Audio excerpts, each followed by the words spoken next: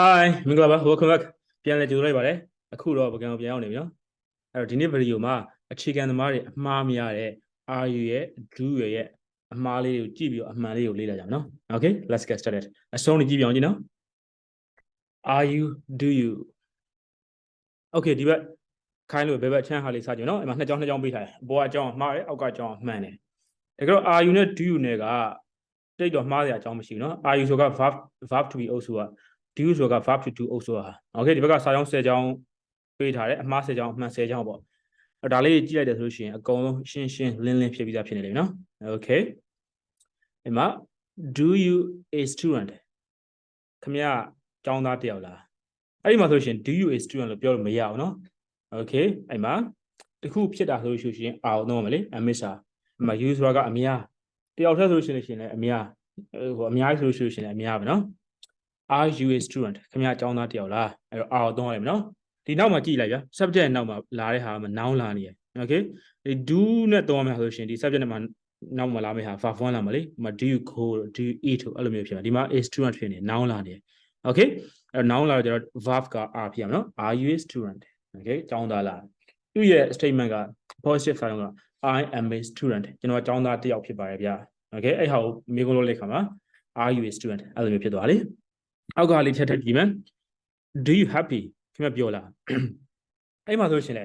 happy က adjective လေဟုတ်ပြီနံပါတ်ကိုတင်တာလေအဲ့ဟာကိုမေးခွန်းမေးတဲ့ခါမှာ do နဲ့မေးလို့မရဘူးနော် R နဲ့ပဲမေးရလိမ့်မယ် I miss ပါပေါ့ဗျာဒီမှာ you ဖြစ်နေလို့ R ဖြစ်တာပေါ့ he တို့ she တို့ဆိုလို့ရှိရင် is ဖြစ်မှာပေါ့ I ဆိုလို့ရှိရင် am ဖြစ်မှာပေါ့ Are you happy ခင်ဗျပြောလား Okay ဒီလိုပဲဖြစ်ရမယ်နော် Do you happy လို့တွားလို့မရဘူးနော် Do you happy ကိုကနင်းလို့မရဘူး Number 3ထပ်ကြည့်မယ်နော် Do you in the park ခင်ဗျားက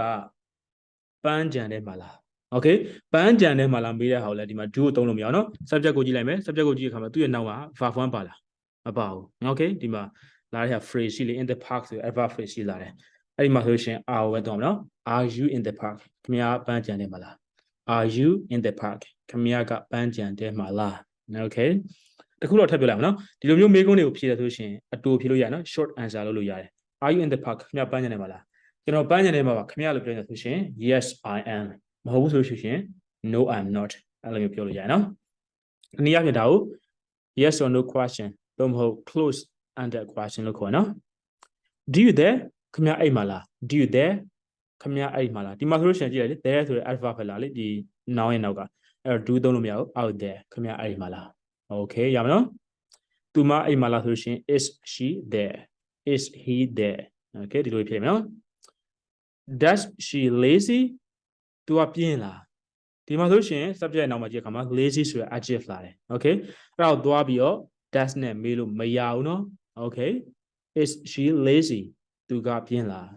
Okay ပြင်းတယ်ဆိုလို့ရှိရင် yes she is ပေါ့ပြင်းတယ်ပေါ့ Okay ရမယ်နော်အဲ့တော့ number 6ဆိုကြည့်မယ် Are you wake up early ခင်ဗျာအစောကြီးထားလား Are you wake up early ဒီမှာ noun ရဲ့နောက်ကစကားလုံးကိုကြည့်တဲ့အခါမှာ wake up wake up ဆိုတာ verb 1မဟုတ်လား Okay အဲ့ verb 1တွေကိုဒီ R နဲ့တွားတွေ့လို့မရဘူးနော်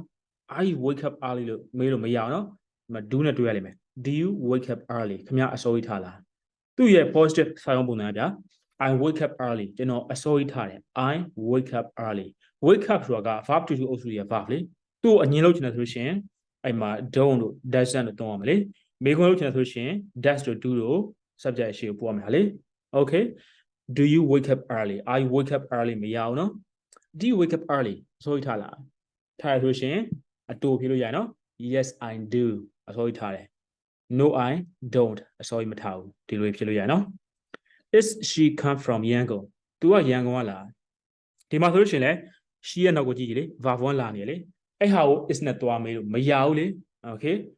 does နဲ့မေးရလိမ့်မယ်နော် does က she ဖြစ်တဲ့အတွက် does နော်အဲ့မှာ you တို့ they တို့ဆိုလို့ရှိရင် do ဖြစ်မယ်နော် Does she come from Yangon သူမကရန်ကုန်ကလာလားဟုတ်ပါတယ်ဆိုလို့ရှိရင် yes she does မဟုတ်ပါဘူးဆိုလို့ရှိရင် no she doesn't ဒီလိုဖြစ်မယ်နော် Okay Are they work hard every day သူတို့တွေကနေ့စဉ်အလုပ်ကြိုးစားလား every day မှာဆိုလို့ရှိရင်လည်းဒါထပ်မှတ်မယ်နော်ခွဲရေးမယ်နော်အဲ့ဟောသွားပူးရေးလို့မရဘူးပူးရေးဆိုလို့ရှိရင်သူက adjective နာမဝိသေသနဖြစ်သွားတယ်တာမန်ဖြစ်တော့ဆိုပြီးဖြစ်သွားတယ်နော် If you want to come with me don't wear everyday clothes မင်းငါနဲ့လိုက်ချင်တယ်ဆိုလို့ရှိရင်တာမန်အဝတ်စားကိုမဝတ်ခင်နဲ့အဲ့လိုပြောချင်တဲ့အခါမှာဆိုလို့ရှိရင်တော့ every day ကိုပူးရေးလို့ရတယ် ဒါပေမဲ့နေ့စဉ်လို့ကိုကပြောချင်တာဆိုရှင်တော့ပူးရလို့မရခွဲရမယ်နော် Are they work hard every day သူတို့တွေကနေ့စဉ်လို့ကြိုးစားလာဒီလိုမေးလို့မရပါဘူးဒီမှာ they ရဲ့နောက်မှာလာတဲ့ verb က verb 1ဖြစ်နေနော်အဲ့ဒီအတွက်ဘာကိုသုံးပါလဲ do ကိုသုံးမယ် do ကိုသုံးရတဲ့အကြောင်းအရာဒီမှာ they ဖြစ်လို့နော် she တို့ he တို့ဆိုရှင် dash ကိုသုံးနော် do they work hard every day သူတို့တွေကနေ့စဉ်လို့ကြိုးစားလာကြိုးစားပါတယ်ခင်ဗျအဲ့ဒါဆိုရှင် yes they do ကြိုးစားပါခင်ဗျအဲ့ဒါဆိုရှင် no they don't ဘယ်လိုပြောနော် okay is she work out every day သူမကနေ့စဉ်လေ့ကျင့်ခန်းလုပ်လား work out ဆိုတာကလေ့ကျင့်ခန်းလုပ်တာကိုပြောကြတယ်နော်ကိုတို့အသက်ဆိုလို့ရှိရင်ဒါလေးမှတ်ထားမယ်နော် is she work out every day သူကနေ့စဉ်လေ့ကျင့်ခန်းလုပ်လားအဲ့လိုမေးလို့မရပါဘူး she ရဲ့နောက်မှာဆိုရှင်ဒီမှာ verb 1လာနေ work ဆို verb 1လာနေအဲ့တော့ is ကိုတော့သုံးလို့မရအောင်နော် dash ကိုသုံးမယ် does she work out every day သူမကနေ့စဉ်လေ့ကျင့်ခန်းလုပ်လား okay work out ဆိုတဲ့စကားလေးလည်းမသိလို့ဆိုရှင်မှတ်တာနော်သုံးလို့ကောင်းတယ် Are they go shopping every week သူတို့တွေကအပတ်တိုင်း shopping ထွက်လာအဲ့မှာ shopping ထွက်တော့ go shopping လို့ပြောနော် go shopping go to shopping လို့မပြောနော် go shopping okay ဒီမှာဆိုလို့ရှိရင် go ဆိုတဲ့ verb လာလေ they ရဲ့နောက်ပါအဲ့ဒီတော့အဲ့မှာ are ကိုမသုံးလေသူ့ကိုမေးခွန်းလုပ်ဖို့အတွက်အဲ့မှာ do ကိုသုံးမယ် they ဖြစ်တဲ့အတွက် do ကိုသုံးမယ် do they go shopping every week သူတို့တွေအပတ်တိုင်း shopping ထွက်လာ okay အဲ့လိုဖြစ်မယ်နော်အဲ့တော့အောက်မှာဒီမှာရှင်းပြချက်လေးထပ်လုပ်ပေးထားနော်ဒီမှာ is a watch word ဆိုတာ verb to be အုပ်စု okay သူတို့ရဲ့နောက်မှာလာမဲ့ဟာတွေက noun လာမဲ့ adjective လာမဲ့ adverb လာမဲ့စတဲ့ဟာတွေလာမယ်နော်ဒီမှာ I'm a doctor ကျွန်တော်ဆရာဝန်တယောက်ဖြစ်တယ် okay ဒီမှာ I'm go တို့ I'm eat တို့ I'm sit တို့အဲ့ကိုတွေသွားနေလို့မရအောင်နော်အဲ့မှာ verb to be ရဲ့နောက်က verb 1ဘယ်တော့ခါမှတန်းမလိုက်ဘူးနော်အဲ့ဟာလေးကိုတစ်ချက်မှတ်ထားမယ်နော် I'm a doctor ကျွန်တော်ဆရာဝန်တယောက်ပါ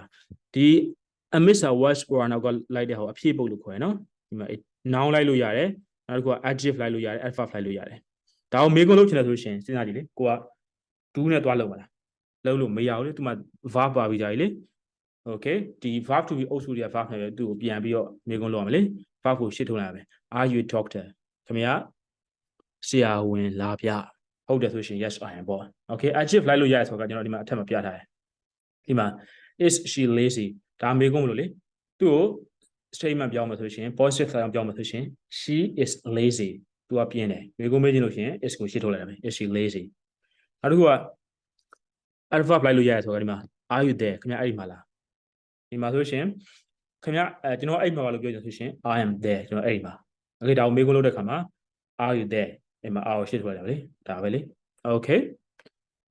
verb to do အုပ်စုဟာလေးချက်ကြည့်မယ်နော်ဒီမှာ verb to do အုပ်စုဟာတွေကဘယ်ဟာလဲဆိုရှင် do ပါတယ် dash ပါတယ် did ပါတယ်နောက်တစ်ခုကတခြား verb တွေအဲ့မှာ eat တို့ think တို့ live တို့ like တို့စတဲ့ဟာတွေပါနော်ဒီ verb တွေကိုဘာလို့ verb to do အုပ်စုတွေလို့ပြောလဲဆိုလို့ရှင်ဒါတွေကိုညှင်းဖို့အတွက်အဲ့မှာ do သို့မဟုတ် dash သို့မဟုတ် did ကိုသုံးရတယ်လေ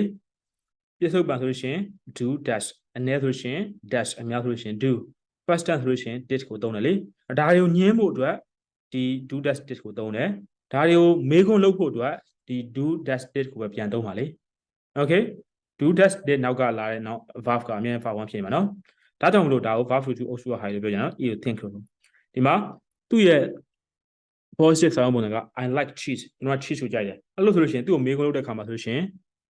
तू က verb to do အုပ်စုကဖြစ်တဲ့အတွက် do ကိုပဲသုံးပါလေအဲ့တော့ဒီ are ဘာတွားသုံးနေအကြောင်းမရှိဘူးလေ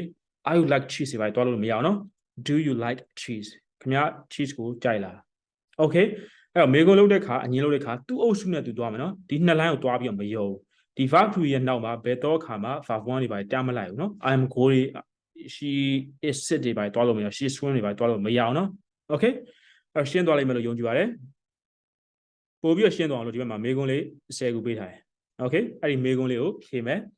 အဖြေတွေကတော့ခိုင်းလို့အောက်မှာပါပြီးသားပဲဒါပေမဲ့ဒီမှာတော့ပြောမပြတော့နော် okay ကိုဟာနဲ့ကိုရှာဦးလေးမှာဖြေကြည့်မယ်ဒီဟာရဲ့နားထောင်နေမပြီးနော်တချို့ဟာတွေကိုယ့်အတွက်ကောင်းရှုပ်စရာလေးဖြစ်နေလိမ့်မယ်အဲ့လိုခါမျိုးမှာဆိုရှင်ကိုယ်နည်းနည်းလေးပိုတွေးကြည့်လိုက်မယ်နော်9မိနစ်10မိနစ်သူကကြည့်နေမှလေ့လာတာမဟုတ်ကိုတွေးနေဆိုလို့ရှင်လေဒါလေ့လာနေစိတ်ထဲမှာတွက်ချက်နေလေဟိုဟာလားဒီဟာလားဒီဖာဖလားဟိုဖာဖလားโอเคဒါကိုကိုအဖြေရတော့ဆိုရှင်လေ့လာသင်ဝီစာဖြစ်သွားတာပဲလေအဆုံးထိကြည့်ပြရတော့ကျေးဇူးအများကြီးတင်ပါတယ်အကျိုးရှိရဆိုလို့ရှင်တော့နောက်ထပ် video တွေအတွက်ဒီ channel လေးကို subscribe လုပ်ပြီးတော့ခေါင်းလောင်းလေးကိုနှိပ်ထားဖို့လည်းမမေ့တော့နော်bye bye see you in the next video